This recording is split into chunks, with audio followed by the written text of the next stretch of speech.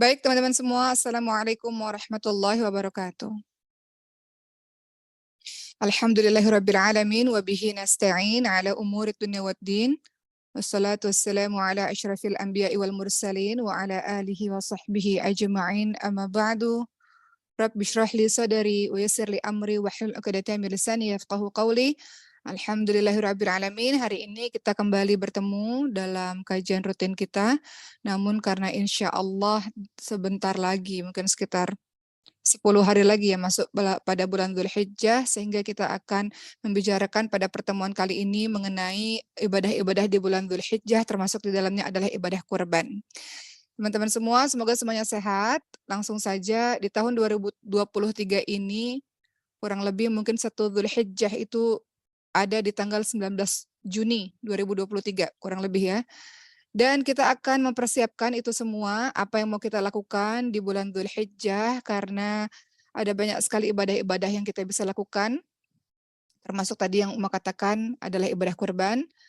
Namun izinkan umat terlebih dahulu menceritakan sejenak mengenai keutamaan dari 10 hari bulan Dzulhijjah untuk kita lebih berhati-hati dan lebih bersemangat agar tidak melewatkan 10 hari di bulan Dzulhijjah begitu saja. Karena orang-orang yang tidak tahu nanti akan menganggap atau menjalankan hari-hari di bulan Dzulhijjah, khususnya di 10 hari bulan Dzulhijjah tanpa ibadah karena tidak tahu keutamaannya. Mari kita lihat teman-teman sekalian, Rasulullah Shallallahu Alaihi Wasallam bersabda, tidak ada satu amal saleh yang lebih dicintai oleh Allah melebihi amal saleh yang dilakukan pada hari-hari ini, yaitu 10 hari pertama bulan Dzulhijjah. Nanti teman-teman lihat kalender ya, sekitar 19 Juni 2023, teman-teman udah mulai prepare untuk beribadah di 10 hari bulan Dzulhijjah.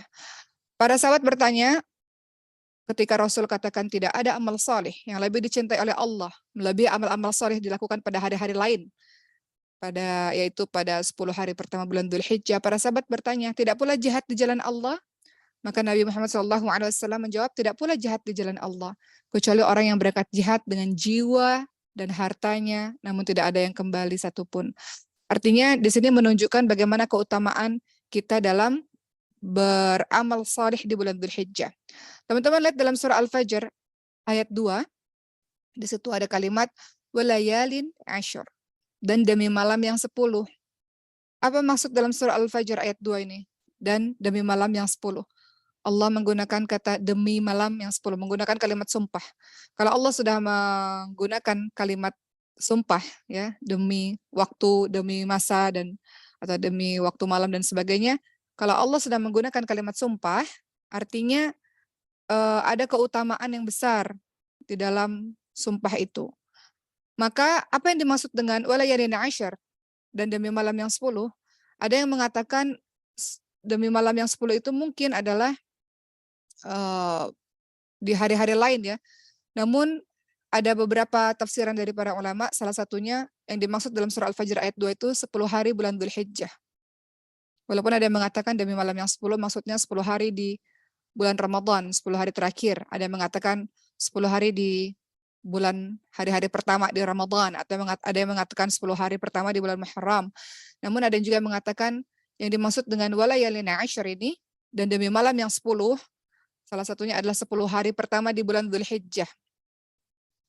Artinya bulan ini atau waktu ini 10 hari bulan Dzulhijjah sudah disebut-sebut sebagai satu waktu yang memiliki banyak keutamaan untuk kita banyak beribadah di dalamnya. Mari kita lihat teman-teman sekalian, ya, amalan-amalan apa saja yang bisa kita lakukan di 10 hari pertama di awal Dzulhijjah. Sebenarnya apapun amal salih, berbagai macam ibadah, silakan saja kita lakukan, tidak terbatas pada amalan-amalan tertentu. Teman-teman bisa memperbanyak salat sunnah misalnya, memperbanyak sedekah di 10 hari pertama bulan Dzulhijjah ya. Kemudian teman-teman membersami Al-Quran, amal-amal salih, terserah teman-teman bisa pilih, diperbanyak di 10 hari bulan Dzulhijjah itu. Salah satu yang sangat dianjurkan, yang kita lakukan di bulan Dzulhijjah itu adalah puasa. Sebelum nanti kita bahas kurban, nanti kita bahas kurban terakhir. Ada amalan yang sangat dianjurkan di bulan Dzulhijjah, yaitu adalah puasa, teman-teman semua. Ya, apa yang Nabi katakan? Nabi biasa berpuasa pada 9 hari di awal Dzulhijjah. Nabi juga biasa puasa di hari Asyura, di 10 Muharram. Dan Nabi juga biasa puasa di 3 hari setiap bulannya, di tengah bulan.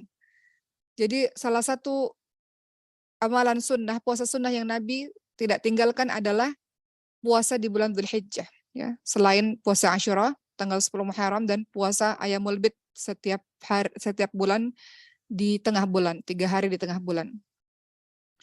Jadi silakan teman-teman boleh mau puasa penuh dari tanggal 1 Dzulhijjah sampai 9 Dzulhijjah, atau mau puasa sebagian harinya, teman-teman boleh memilih. Yang paling penting adalah memperbanyak puasa di 10 hari bulan Dzulhijjah, itu dari tanggal 1 sampai tanggal 9, teman-teman bisa pilih mau semuanya puasa atau mau sebagian puasa, silahkan. Mari kita lihat teman-teman sekalian, pada tanggal 9 Dzulhijjah, ya 9 Dzulhijjah itu ada yang namanya hari Arafah, kan? Apa kata Rasulullah SAW? Hari Arafah ini Masya Allah, hari yang mana kita banyak berdoa dan banyak beristighfar kepada Allah Subhanahu wa taala, termasuk mustajabnya doa ya teman-teman semua. Apa kata Rasulullah? Di antara hari yang Allah banyak membebaskan seseorang dari neraka adalah hari Arafah, ya. Hari Arafah ini ketika orang-orang khususnya para jemaah haji berada di Arafah. Allah akan mendekati mereka lalu akan menampakkan keutamaan mereka pada para malaikat. Jadi bersyukurlah teman-teman yang tahun ini berangkat haji. Teman-teman doakan ya umat tahun ini insya Allah berangkat haji juga, dan semoga teman-teman lainnya bisa berangkat haji di waktu yang ditentukan oleh Allah. Kemudian dikatakan orang-orang berkumpul di hari Arafah, ya, dan Allah akan mendekati orang-orang ini, lalu Allah akan menampakkan keutamaan orang-orang ini pada para malaikat. Kemudian Allah berfirman apa yang diinginkan oleh mereka. Gitu. Jadi di hari Arafah ini Allah mendekati orang-orang yang berada di Arafah. Ini kalau mereka yang sedang beribadah haji. Bagaimana dengan kita? Kita memperbanyak dengan berpuasa dan juga banyak berdoa kepada Allah Subhanahu wa taala. Berikutnya teman-teman semua, ada kalimat sebaik-baik doa adalah doa pada hari Arafah. Jadi teman-teman tidak hanya sekedar puasa yang diperbanyak di bulan Dzulhijjah, tapi salah satunya amal saleh lainnya terkhusus di hari Arafah. Teman-teman hari Arafah tahu tadi ya, teman-teman banyak untuk membaca doa kepada Allah Subhanahu wa taala, karena di hari Arafah tanggal 9 Dzulhijjah itu termasuk salah satu mustajabnya doa. Termasuk salah satu doa yang paling cepat dikabulkan oleh Allah Subhanahu wa taala. Baik teman-teman yang sedang ibadah haji maupun kita yang ada di sini, banyak berdoa, manfaatkan waktu dengan banyak berdoa kepada Allah Subhanahu wa taala. Baik teman-teman sekalian, masih berkaitan dengan ibadah puasa yang tadi Uma katakan, yang kita bisa lakukan di bulan Dzulhijjah. Rasulullah SAW bersabda, puasa Arafah itu manfaatnya bisa menghapuskan dosa satu tahun yang lalu dan 1 tahun yang akan datang. Kalau puasa Asyura 10 Muharram, itu puasanya menghapus dosa setahun yang lalu. Namun kalau puasa Arafah, itu menghapus dosa setahun yang lalu dan setahun yang akan datang. Jadi keutamaan puasa Arafah yang akan teman-teman, keutamaan puasa Arafah ya, tanggal 9 Dzulhijjah, itu paling utama. Jadi kalau teman-teman, nggak mau puasa, ya puasanya tanggal 9 Dzulhijjah. Tapi afdal teman-teman bisa puasa diperbanyak mulai dari tanggal 1 Dzulhijjah. Apa sih keutamaan puasa, khususnya di puasa Arafah, teman-teman semua, 9 Dzulhijjah? Dia akan menghapuskan dosa-dosa kita selama 2 tahun ya. Apa yang dimaksud menghapuskan dosa? Dosa-dosa kecil. Kita ini tiap hari berbuat dosa. Mata memandang yang diharamkan oleh Allah dosa. Lisan yang berkata-kata buruk dosa. Tulisan yang menyakiti hati orang di sosial media berdosa. Menyakiti hati orang dan sebagainya. Banyak dosa-dosa kecil yang kita lakukan setiap harinya. Jadi puasa Arafah itu bisa menghapuskan dosa 2 tahun yang lalu dan yang akan datang. Yang dimaksud ini adalah dosa-dosa yang kecil. Atau ketika teman-teman melakukan dosa besar, maka dosa besar teman-teman itu akan diringankan oleh Allah Subhanahu wa taala. Ya, jadi kalau untuk teman-teman yang tidak berhaji, silakan untuk puasa Arafah tanggal 9 Dzulhijjah. Untuk teman-teman yang haji, sebenarnya tidak dianjurkan untuk puasa Arafah karena mereka memerlukan fisik yang prima untuk melakukan ibadah-ibadah di sana. Berikutnya, teman-teman semua, ada juga kita mengenal yang namanya puasa tarwiyah ya. Puasa tarwiyah, ada orang mengatakan puasa tarwiyah. Apa itu puasa tarwiyah? Puasa pada tanggal 8 Dzulhijjah. Ya, ada riwayat yang menyebutkan puasa pada hari tarwiyah, pada tanggal 8 Dzulhijjah, akan mengampuni dosa setahun yang lalu. Namun, ada yang mengatakan hadits ini hadits yang tidak sahih, teman-teman semua. Jadi, lebih mudahnya kalau kita berniat puasa, ya puasa di awal Dzulhijjah, tidak perlu mengkhususkan untuk puasa tarwiyah karena hadis yang dhaif ya, hadis yang lemah. Perbanyak puasa, mau seterusnya mau full puasa 1 Dzulhijjah sampai 9 Dzulhijjah silakan, mau puasanya tanggal 9 Dzulhijjah saja juga silakan. Yang diperbanyak tentu lebih baik. Namun tidak terkhusus tanggal 8 saya harus puasa karena ini puasa tarwiyah. Tidak harus terkhusus seperti itu. Khususkan diri untuk puasa di 10 hari bulan Dzulhijjah. Baik, teman-teman sekalian, kita lihat selain puasa apalagi sih yang bisa kita lakukan, amalan-amalan utama di awal Dzulhijjah. Selain puasa apalagi? Takbir. Perbanyak takbir teman-teman semua. Di bulan Dzulhijjah, di awal Dzulhijjah, teman-teman perbanyak takbir, perbanyak berzikir kepada Allah Subhanahu wa taala. Termasuk di dalamnya ada tahlil, tasbih, tahmid, beristighfar, memperbanyak doa. Itu ibadah-ibadah yang kita bisa lakukan di awal-awal Dzulhijjah. Ya. Jadi kita ini di awal Dzulhijjah disunnahkan untuk bertakbir. Takbir di mana? Di mana-mana. Dari awal Dzulhijjah, dari 1 Dzulhijjah. Takbir di pasar, takbir di jalan, takbir di masjid, takbir di mana-mana. Imam Bukhari rahimahullah menyebutkan, Ibnu Abbas berkata, berzikirlah kalian pada Allah di hari-hari yang ditentukan, yaitu di 10 pertama Dzulhijjah dan hari-hari tasyrik 11, 12, 13 Dzulhijjah. Banyak takbir. Ya. Ada sahabat namanya Ibnu Umar dan Abu Hurairah ketika pergi ke pasar di 10 hari pertama bulan Dzulhijjah, mereka juga bertakbir. Kemudian manusia lain pun ikut pada akhirnya bertakbir. Ya, jadi salah satu ibadah yang teman-teman lakukan adalah selain puasa banyak bertakbir di bulan Dzulhijjah. Namun teman-teman harus tahu takbir di bulan Dzulhijjah ini ada 2. Ada takbir namanya takbir mutlak. Mungkin teman-teman pernah dengar ya. Yang kedua ada namanya takbir muqayyad. Takbir mutlak itu apa sih? Takbir yang tidak dikaitkan dengan waktu tertentu. Teman-teman boleh takbir di pasar tadi ya. Tidak dikaitkan dengan tempat atau waktu tertentu. Di mana-mana, di rumah, perbanyak takbir dari awal Dzulhijjah. Kalau takbir muqayyad itu adalah takbir yang dikaitkan dengan waktu tertentu. Jadi di hari raya Idul Adha ada 2 takbir nih yang bisa kita lakukan. Takbir mutlak dan takbir muqayyad. Penjelasan lebih rincinya bagaimana? Takbir mutlak, teman-teman semua, tadi Uma katakan, tidak dikaitkan pada waktu tertentu, tidak dikaitkan pada tempat tertentu. Boleh dilakukan dimanapun. Lagi di dalam mobil, lagi teman-teman di pesantren, lagi teman-teman di pasar, silahkan. Teman-teman takbir disunahkan dari tanggal 1 Dzulhijjah sampai 10 Dzulhijjah. Boleh dibaca sampai 13 Dzulhijjah, sampai hari-hari tasyrik. Ya. Nah, takbir ini dikhususkan untuk mengeraskan suara bagi laki-laki. Nah, jadi harusnya nih di awal-awal Dzulhijjah ini sudah mulai terdengar takbir di mana-mana nih. Itu disebut dengan takbir mutlak. Yang kedua, ada namanya takbir muqayyad. Apa itu takbir muqayyad? Takbir yang dikaitkan dengan waktu tertentu. Dilakukannya kapan? Setelah sholat wajib. Setelah sholat wajib berjamaah, setelah sholat wajib teman-teman takbir. Bedanya apa dengan takbir mutlak tadi? Takbir muqayyad ini yang melaksanakan takbirnya adalah orang-orang yang tidak berhaji, dilakukan dari mulai sholat subuh pada hari Arafah. Hari Arafah tadi tanggal 9 Dzulhijjah. Sampai waktu asar pada hari tasyrik yang terakhir. Jadi takbir muqayyad dibacanya seusai atau setelah sholat fardu, ya, kemudian sampai asar pada hari tasyrik yang terakhir, yaitu tanggal 13 Dzulhijjah. Ya, jadi teman-teman bisa membaca takbir mutlak maupun takbir muqayyad. Ya. Takbirnya bagaimana? Allahu Akbar, Allahu Akbar. La ilaha illallah, Allahu Akbar. Allahu Akbar walillahil hamd. Yang sering teman-teman baca sejauh ini. Kalau takbir di hari raya Idul Fitri, namanya takbir mursal. Kalau takbir di hari raya Idul Adha, namanya takbir muqayyad. Begitu. Jadi kalau takbir muqayyad orang yang tidak haji, dilakukan mulai dari sholat subuh pada hari Arafah 9 Dzulhijjah sampai waktu asar pada hari tasyrik yang terakhir. Kalau untuk orang yang haji kapan? Dimulai dari sholat zuhur. Dari tanggal 10 Dzulhijjah hingga hari tasyrik yang terakhir. Intinya, perbanyak bertakbir kepada Allah Subhanahu wa taala. Kadang-kadang kalau kita tidak tahu hal ini, maka kita berjalan 10 Dzulhijjah atau awal-awal Dzulhijjah perjalanannya biasa saja.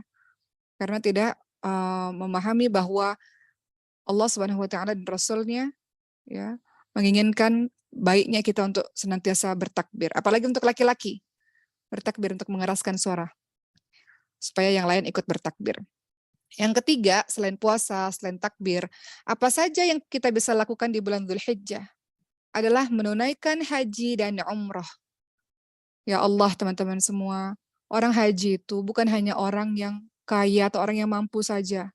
Banyak orang yang mampu, banyak orang yang kaya, namun mereka menunda-nunda haji dengan alasan tidak punya waktu lah, atau dengan alasan belum pantas lah.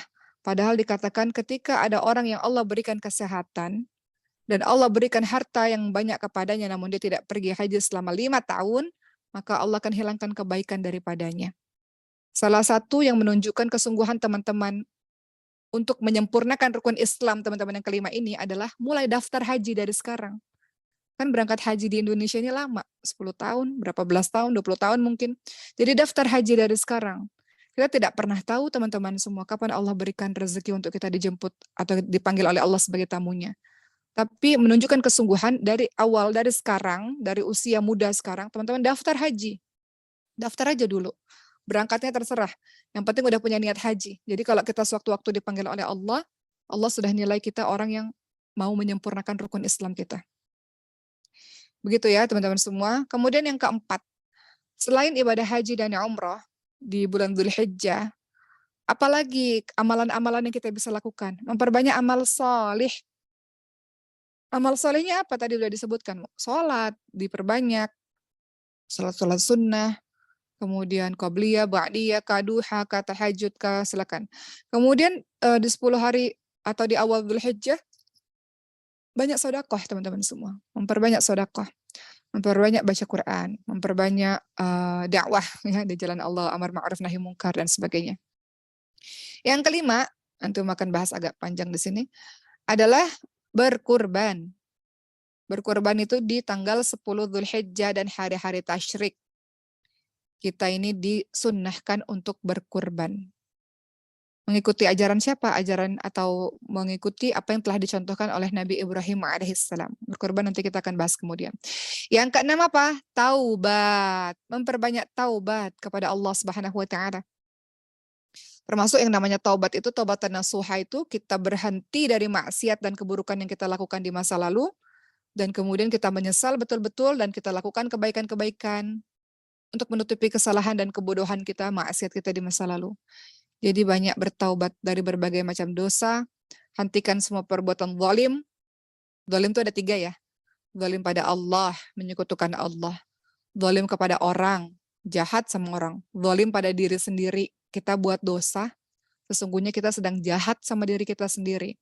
Kita yang dengan sengaja melemparkan diri kita ke nerakanya Allah Subhanahu wa taala. Nanti syaitan di hari akhir nanti akan mengatakan, "Oh, saya nggak bertanggung jawab. Saya nggak nyuruh kamu apa-apa kok. Kamu yang mau. Saya cuma bilang tuh zina, kamu bilang oke, saya akan berzina." Jadi kamu yang punya kontrol atas diri kamu. Jadi syaitan itu berlepas diri atas diri kita. Selama ini kan kita bilang, "Oh, ini godaan syaitan." Enggak. Yang memutuskan melakukan atau tidak itu dirimu sendiri. Jadi nanti di hari akhir syaitan akan berlepas diri darimu. Ya, syaitan akan mengatakan, "Oh, saya nggak tahu apa-apa. Saya cuma mengatakan sesuatu, yang memutuskan melakukan atau tidak kan kamu sendiri." Gitu. Jadi syaitan akan berlepas diri kepada kita, dan ketika Allah Subhanahu wa taala masih memberikan usia kepada kita, banyak-banyak bertaubat. Kita mau ngapain lagi sih teman-teman semua? Kita ini tinggal menunggu waktu untuk berjumpa dengan Allah Subhanahu wa taala. Kan mati itu nggak harus tua dulu, nggak harus sakit dulu ya kan. Mati itu bisa kapan saja secara mendadak. Beruntung kematian mendadak untuk orang-orang beriman. Tabungannya udah banyak. Tapi celaka kematian mendadak untuk orang-orang yang durhaka kepada Allah Subhanahu wa taala. Kenapa nggak punya persiapan? Jadi persiapan itu dimulai dengan banyak bertaubat kepada Allah Subhanahu wa taala. Intinya di 10 hari bulan Dzulhijjah, teman-teman bisa melakukan apapun, amalan apapun. Tak terbatas dengan amalan-amalan apa aja, sedekah kah, salat kah, baca Quran kah, zikir kah, takbir kah, dan yang lain-lain, silahkan memperbanyaknya. Nah, tadi kita bahas salah satu ibadah yang kita bisa lakukan di bulan Dzulhijjah adalah kurban, ibadah kurban. Teman-teman lihat dalam surah Al-Kautsar ayat kedua. Fasholli li rabbika wanhar. Al-Kautsar ayat 2. Allah memerintahkan untuk dirikanlah salat dan berkurbanlah. Apa itu maksudnya berkurban? Berkurbanlah di hari raya Idul Adha.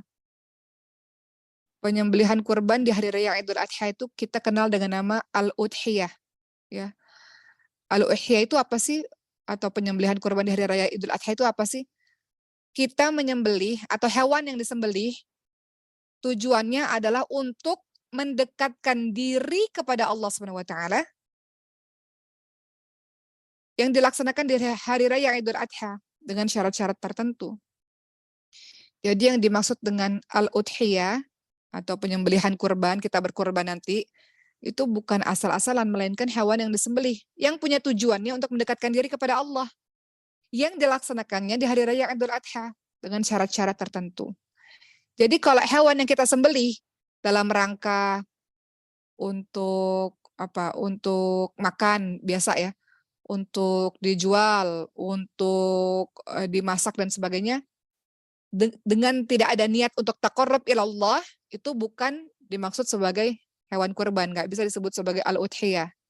Al-udhiyah ini adalah hewan yang disembelih dalam rangka taqarrub ilallah, al-udhiyah ya.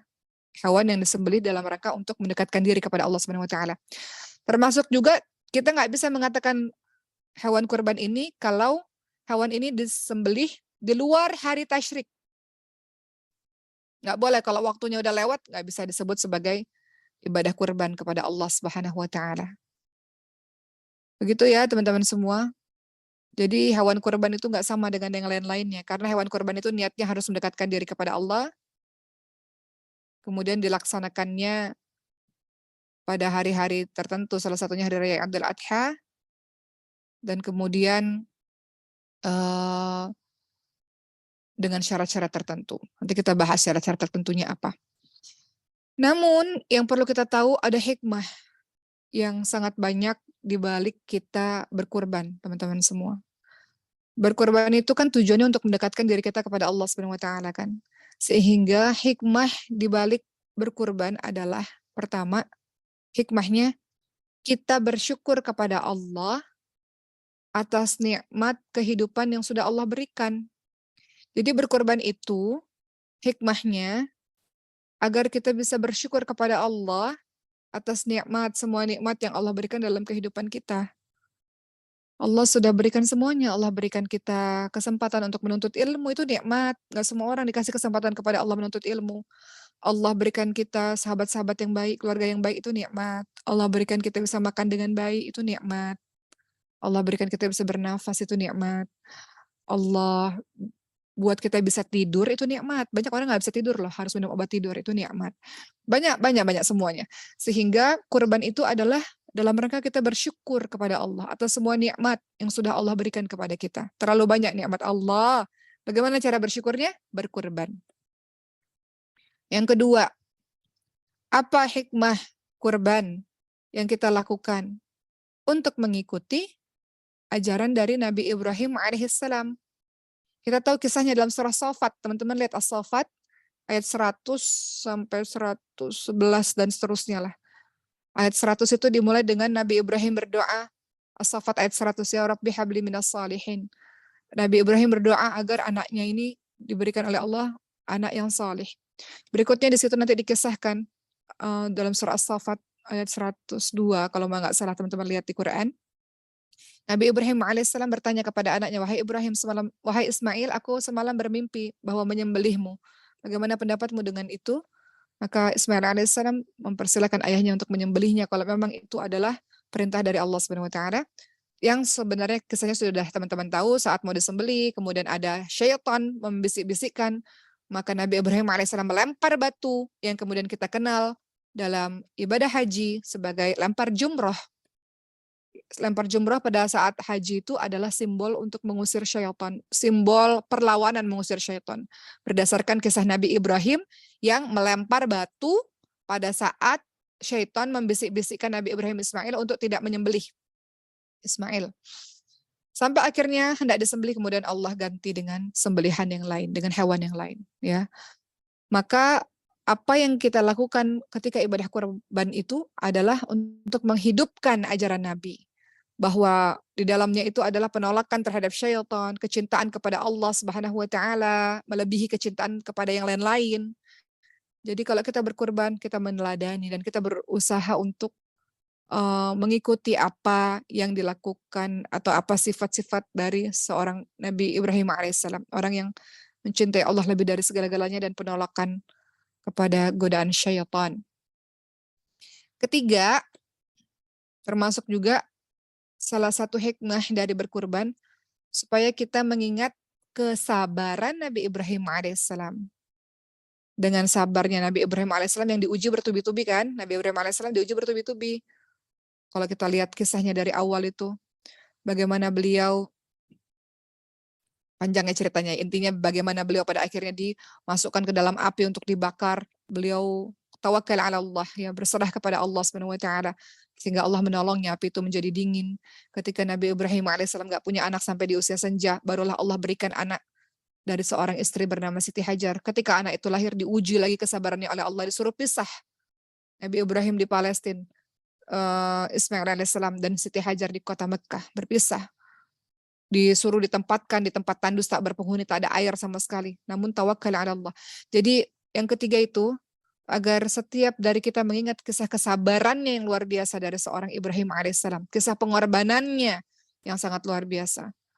Sehingga dengan adanya kurban ini, maka seharusnya kita mencontoh kesabarannya Nabi Ibrahim alaihissalam dan mendahulukan tadi ya kecintaannya daripada hawa nafsu syahwatnya. Itu beberapa dari hikmah kurbannya teman-teman sekalian. Kemudian kita lihat tadi Umar sampaikan dalam surah Al-Kautsar ayat 2 ya, fasholli lirabbika wanhar. Atau teman-teman juga bisa lihat dalam surah Al-An'am ayat 162 bagaimana perintah berkurban ini. Dalam surah Al-An'am ayat 162, teman-teman juga sering ucapkan ini setiap harinya. Qul innas salati wa nusuki wa mahyaya wa mamati lillahi rabbil alamin. Teman-teman ucapkan ini dalam salat kan. Dalam surah Al-An'am ayat 162. Ada kalimat sesungguhnya salatku. Kemudian nusukku, ya, nusukku itu ibadahku, hidupku, matiku hanya untuk Allah. Yang dimaksud sebagai nusuk ini salah satunya adalah melakukan sesuatu dalam rangka mendekatkan diri kepada Allah. Salah satunya adalah berkurban. Salah satu tafsiran dari anusuk ini adalah sembelihan, teman-teman semua. Ya, jadi sesungguhnya salatku, ibadahku, atau kita berkurban kepada Allah, hidupku, matiku hanya untuk Allah Subhanahu wa taala. Jadi, ketika kita melakukan ibadah kurban, teman-teman semua, di dalamnya itu ada ikhlas, di dalamnya itu ada melakukan ini karena Allah. Di dalamnya itu ada ketakwaan pada Allah Subhanahu wa taala. Bukan hanya sekedar ada daging, ada darah kita sembelih, bukan. Teman-teman lihat dalam surah Al-Hajj. Al-Hajj ayat 37. Dalam surah Al-Hajj ayat 37, Allah Subhanahu wa taala berfirman yang artinya, daging-daging unta dan darahnya itu yang kita sembelih sekali-kali tidak dapat mencapai keridhaan Allah. Jadi bukan Allah butuh dagingnya atau darahnya atau bukan. Tetapi ketakwaan kamulah yang dapat mencapai keridhaan Allah. Dalam surah Al-Hajj ayat 37 disebutkan, daging-daging unta dan darahnya itu sekali-kali tidak dapat mencapai keridhaan Allah. Tapi ketakwaanmu itulah yang dapat mencapai keridhaan Allah. Jadi bukan perihal daging yang disembelih dan sebagainya, namun perihal keikhlasan dan ketakwaanmu. Ya, Allah nggak perlu ya daging-daging kurban itu teman-teman semua ya. Yang Allah perlu adalah keikhlasan dari kita. Yang Allah perlu adalah kita senantiasa mengharapkan pahala dari Allah Subhanahu wa taala. Yang Allah perlu adalah niat kita yang lurus, niat kita yang saleh, yang baik gitu. Oleh karena itu dalam surah Al-Hajj tadi dikatakan ketakwaanmu lah yang dapat mencapainya. Bukan daging-dagingnya. Allah nggak butuh daging-daging itu. Begitu ya teman-teman semua, jadi kalau kita melaksanakan ibadah kurban, maka ibadah kurban yang ikhlas, yang lillah karena Allah Subhanahu wa taala, bukan kita riya, sum'ah, ingin didengar, ingin dilihat, atau bukan karena kita berbangga-bangga karena apa ya, sesuatu yang kita miliki, bukan pula ini jadi sebuah kebiasaan lah, sudah rutinitas, bukan, namun betul-betul kita lakukan ini untuk mendekatkan diri kepada Allah dengan ikhlas dan untuk mendapat derajat takwa, ketakwaan kepada Allah Subhanahu wa taala. Lalu bagaimana hukum menyembelih hewan kurban ini? Wajib atau sunnah ini sebetulnya? Ada pendapat yang mengatakan menyembelih hewan kurban ini diwajibkan bagi yang mampu. Diwajibkan bagi yang mampu. Masa kita mampu beli yang lain-lain? Kurban aja kita nggak bisa. Padahal sekarang anak-anak sekolah itu sudah mulai berkurban, mereka mulai nabung loh. Ini kan kurban selesai nanti nih. Mereka akan nabung tuh untuk 1 tahun kurban tahun depan. Sebenarnya nggak ada yang nggak mampu teman-teman sekalian. Sebetulnya ya, ketika dia menyisihkan uangnya sedikit demi sedikit untuk berkorban di tahun depan, itu semuanya bisa insya Allah. Maka pendapat yang pertama, apakah menyembelih hewan kurban ini wajib atau sunnah? Berkorban ini wajib atau sunnah? Ada yang mengatakan wajib bagi orang yang mampu berdasarkan dalil surah Al-Kautsar ayat 2 tadi. Fasholli lirabbika wanhar. Dirikan sholat dan berkurbanlah. Nih anak-anak Masjidul Hufat juga bisa berkurban nih. Nabung 1 tahun. Dari awal masuk, nabung. Kemudian patungan ya, belajar dulu lah kalau memang kita belum bisa beli semuanya seorang diri, belajar dulu, patungan aja dulu, belajar dulu.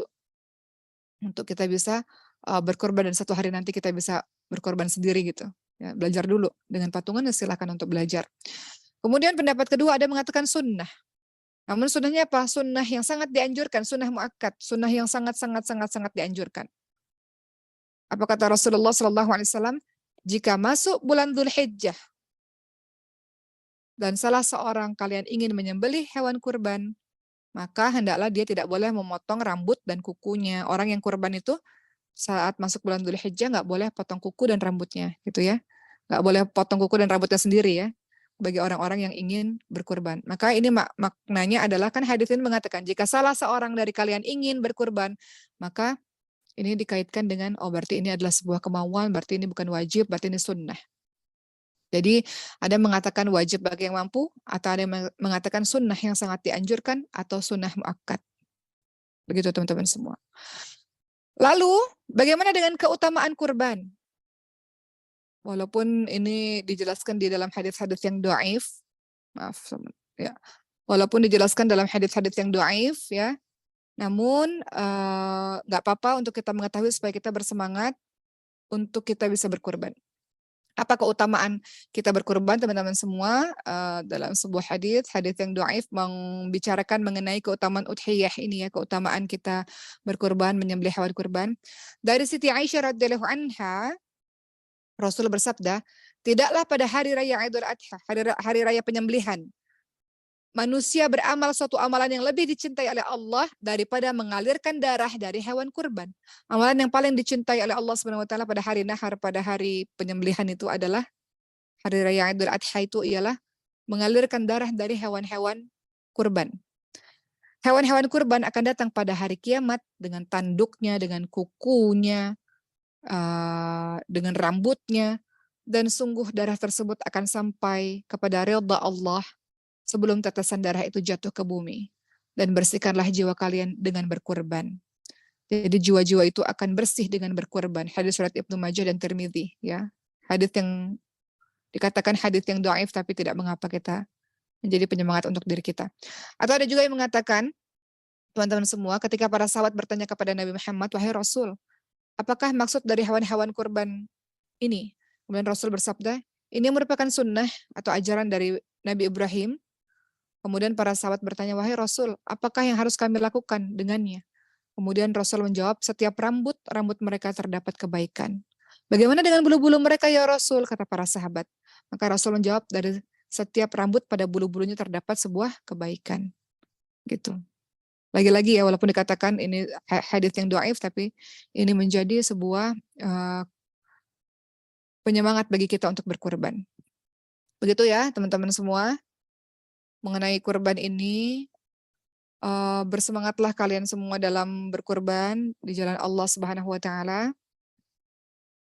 Dan ingat nanti ketika Allah takdirkan kita bisa berkurban, maka hasil daging sembelihan itu lebih utama sepertiganya dimakan oleh sahibul kurban ya, orang yang berkurban. Kemudian sepertiganya lagi kita kasih kepada kerabat, tetangga, sahabat dekat untuk mempererat ukhuwah Islamiyah ya, atau memperkuat tali silaturahmi. Baru sepertiganya lagi kita sedekahkan untuk fakir miskin.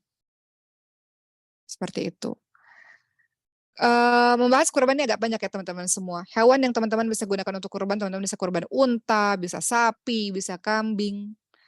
Ya, seekor kambing itu untuk kurban 1 orang. Dan pahalanya boleh diniatkan untuk seluruh anggota keluarga. Seperti itu. Atau seekor sapi, teman-teman mau kurban sapi, dijadikan kurban untuk 7 orang. Unta bisa dijadikan kurban untuk 10 orang, atau pendapat lainnya 7 orang. Dan silakan teman-teman nabung dari sekarang mau kurban unta, ke sapi, ke kambing, silakan. Namun nanti ada syarat-syaratnya ya, ada umur-umur yang harus diperhatikan dan sebagainya. Nanti itu orang-orang yang orang-orang yang menjual daging kurban itu yang akan tahu, atau kalau lembaga-lembaga gitu ya. Seperti Mas Nafas dengan Human Initiative akan memberikan kurban-kurban, daging kurban, hewan kurban yang baik untuk teman-teman semua. Memangnya apa hewan kurban seperti apa yang sangat dianjurkan? Yang paling gemuk dan sempurna itu paling dianjurkan, ya.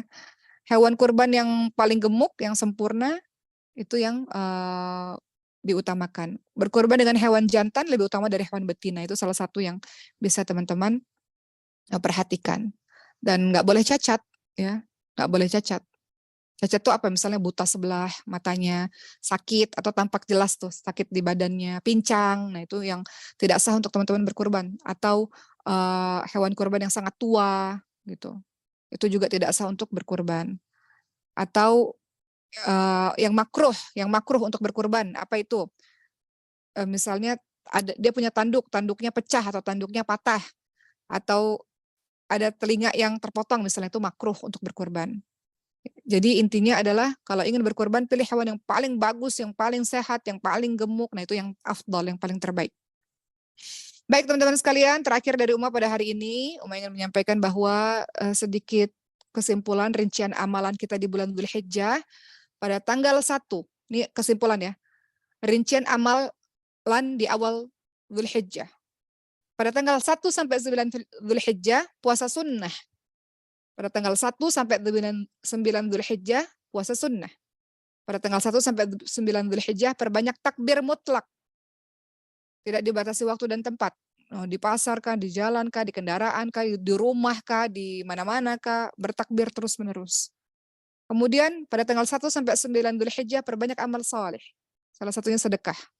Dan juga tidak boleh potong rambut. Tidak boleh potong kuku. Dari awal Dzulhijjah sampai hewan kurban disembelih bagi orang yang berkurban. Kemudian, apa amalan di 9 Dzulhijjah? Puasa Arafah. Puasa Arafah. Kemudian yang kedua, perbanyak doa di hari Arafah.